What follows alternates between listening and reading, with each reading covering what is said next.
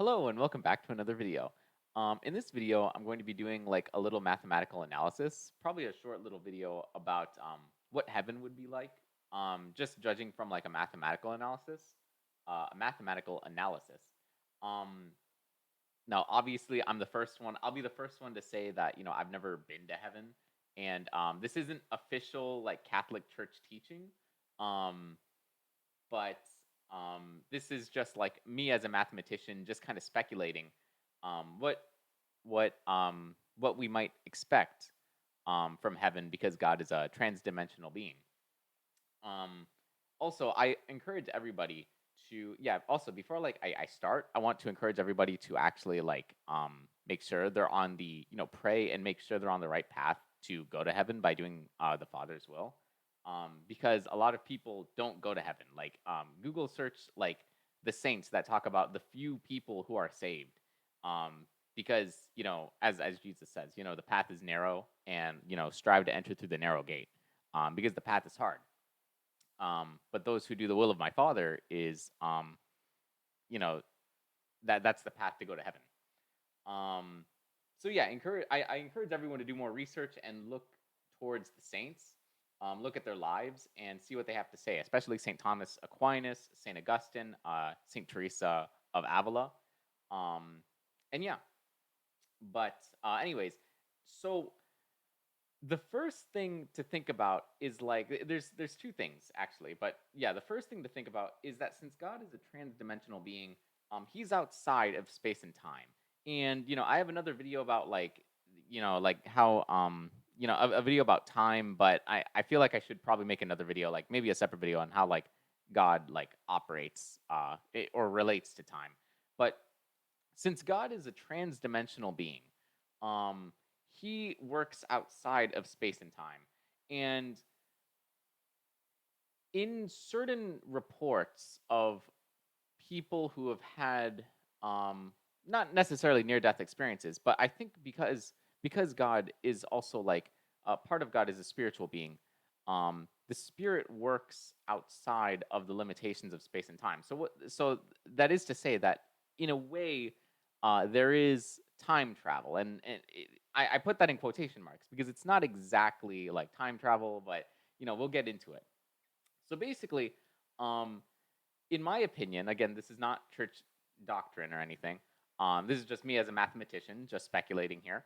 Um, in my opinion, God experiences every moment, uh, like instantly, like every single moment, like instantaneously, and He experiences that like, as I said, instantaneously. He experiences the sensations, the like the thoughts, the feelings of everyone. Like a good way to think about it is like, let's say you have like a YouTube video, okay, and like you have like let's say this is zero. Yeah, let's say you have like a YouTube video here, okay. Let's say this is like zero, and let's say this is like 1 minute, and let's say this is like 2 minutes, okay. Um, and so basically, it's like you can rewind the video, and you can fast forward in the video, um, and whatchamacallit, like you can, in a way, this again, this isn't like time travel, but like this is just an example to like help understand. So basically, you can rewind to any moment in the video, any second in the video. You can fast forward through the video, or you can rewind the video and experience that moment again. Now, what happens, and this is just my opinion here, is that um, imagine, let's say it's a video of like some people, like I don't know, like playing like on the beach or whatever. You can, in terms of like how God, in my opinion, experiences it, is like he knows the amount of sand, for example, the amount of sand that is kicked on the sand on the beach. He knows the thoughts of the people playing there. He knows the feelings. He probably experiences the sensations of like of when someone hits the ball, or like he hears, like he knows everything. Even if the video is like mute, he hears and knows like everything. Even like I don't know, like what, like a bird catching like a fish on the water or something. Or like let's say like even if it's not pictured, like whoever is like on a boat in like the middle of the ocean, and he experiences everything that happens on this timeline because he is outside. He is like he is outside of space and time. So technically, this is what I mean. Like he can time travel. Okay, like again, quotation marks. He can time travel. So maybe like in heaven, we would be able to experience going back and reliving the happiest moments, or being able to see like whatchamacallit.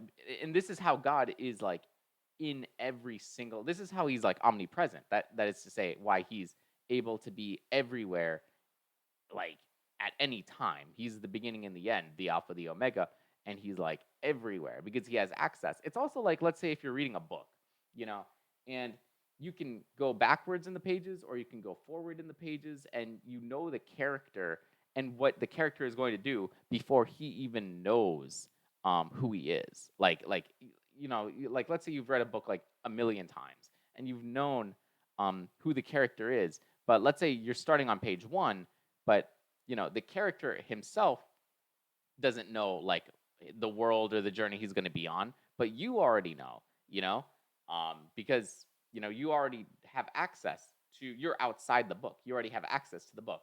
So it could be a book, it could be a video, like even like as I said, even in the video, like the people don't know, the people playing like on the beach don't know who's going to win or lose, but you do. And you have access to that, and you can replay that and constantly replay that. So that's one aspect. The second aspect is, this is again, like this is a bit mathematical, but let's say like it's the idea of a limit pretty much. Okay, and let's say we have this function, and let's call it p of x, and this is like the pleasure function. Okay, um, and let's say we're going to take the derivative of a point here. Um, and this is where the slope of the tangent line, the limit, equals 0.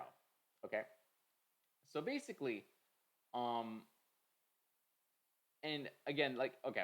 So let's say each one represents yeah, this isn't straight, but I didn't want to like get in the whatchamacallit. I didn't want to get into the x. Okay, so let's say the x-axis is um this, let's say the x-axis is actually t, and let's say the y-axis is actually p. Okay, so um, this is going to be like think of it as it representing, like, let's say you're eating a cookie. Okay, and um, this represents, like, over the course of 4 seconds t, over the course of 4 seconds, this represents your pleasure eating the cookie. Okay, and let's say this is like you're holding the cookie. T equals 1 is like you're holding the cookie. T equals 2 is like you're preparing to put it in your mouth. It's like right there. And then T equals 3 is like you're actually, like, you taste the cookie and you feel the sensation and you feel that maximum pleasure. And T equals 4 is like the decline, the decrease in the pleasure that you feel after consuming the cookie. But here, this limit here at t equals 3, you know, let's say, this is maximum pleasure. Let's say this is like the moment when the cookie like hits your tongue, and you have all these like good like sensations. This because the cookie tastes good. Now imagine being able to relive that feeling, re like feel that feeling, feel that pleasure forever. In that constant state of ecstasy. You know, and this is possible because, or at least it's possible for God, because and obviously, like, heaven is better than this. This is just what I can see. But I don't have the mind of God. But this is just stuff that I tell myself to get myself like excited to if I am permitted to go into heaven. um because it is very exciting stuff. I mean, like, who doesn't want to fly and time travel and literally see perfection? Like, literally see perfection and relive your happiest moments in life, and even like probably happier moments in life, without pain, without suffering, without sadness, without tears. But anyways, back to the back to the example here.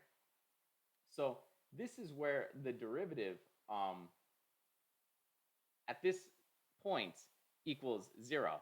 Um, and how that relates is because, like, if let's say t equals 2 is like the preparation of, as I said, it's the preparation of putting the cookie in your mouth and you're reliving that preparation. Well, you don't need to relive the preparation, or at least you don't need to prepare for something if it's already actualized. Does that make sense? Like, here is like you're preparing to experience pleasure, but t equals 3, you're already feeling that pleasure. It might be a little bit, confusing, but like if you're reliving this moment, it's like you're constantly in a state of preparation. But if you're already prepared and you already have the perfection, you already have the pleasure, then there's no point in the preparation, because you already have uh, the fruits of the preparation, which is the pleasure. Anyways, so this is to say that imagine heaven as reliving and re-experiencing, feeling the pleasure all over again for eternity, like, because like God is eternal, and he is goodness, and only goodness can come from goodness. um so yeah, just I guess, yeah, just imagine like feeling the sensation, and probably not just like on your tongue, but like everywhere, like on your body, or like, again, this is like perfection. And again, as I said, I probably should end the video right here, but because those are the two main ideas. But again, this isn't like official like church doctrine. This is just like my mathematical like guess as to like what like heaven would be like. And even like this, as amazing as this is, it's probably going to be even better because God has like a more infinite like mind than I do. Um, but yeah, like, I mean, so in essence, it's pretty much like time travel, because like spirits aren't like confined to the limitations of space and time. Uh, and being able to know the thoughts, the feelings, the experiences, everything like in time and space. Um, and also the second part, which is whatchamacallit, like being able to relive, re-experience like perfection, like the pleasure of that sensation all over again, like anew.